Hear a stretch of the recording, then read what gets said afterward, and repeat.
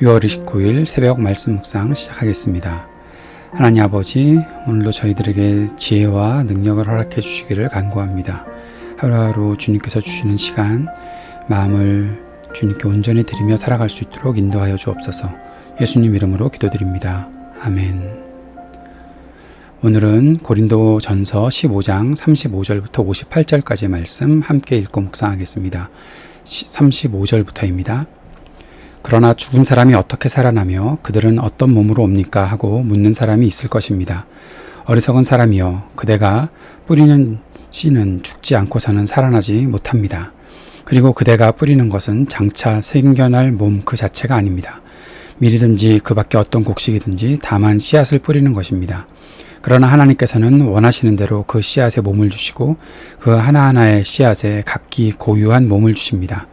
모든 살이 똑같은 살은 아닙니다. 사람의 살도 있고 짐승의 살도 있고 새의 살도 있고 물고기의 살도 있습니다. 하늘에 속한 몸도 있고 땅에 속한 몸도 있습니다. 하늘에 속한 몸들의 영광과 땅에 속한 몸들의 영광이 저마다 다릅니다.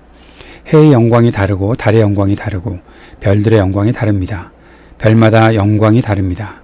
죽은 사람들의 부활도 이와 같습니다. 썩을 것으로 심는데 썩지 않을 것으로 살아납니다.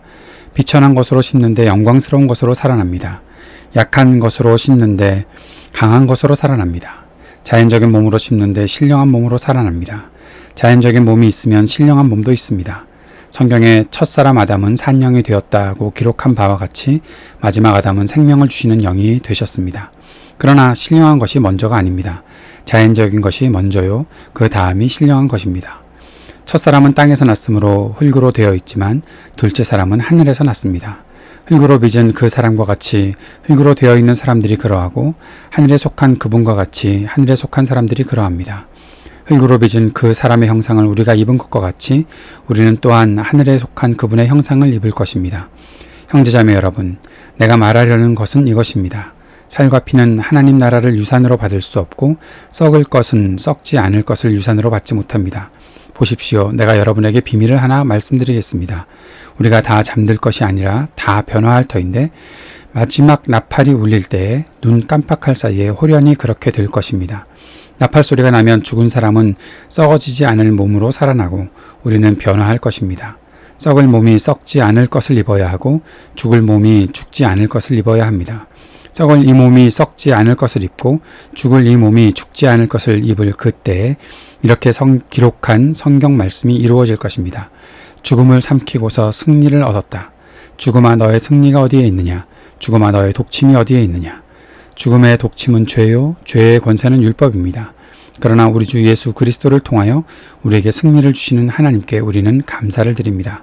그러므로 나의 형제자매 여러분, 굳게 서서 흔들리지 말고 주님의 일을 더욱 많이 하십시오. 여러분이 아는 대로 여러분의 수고가 주님 안에서 헛되지 않을 것입니다. 아멘.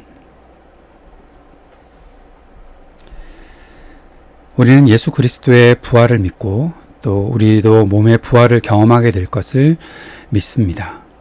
부활은 추상적인 이야기도 아니고 공상도 아닙니다.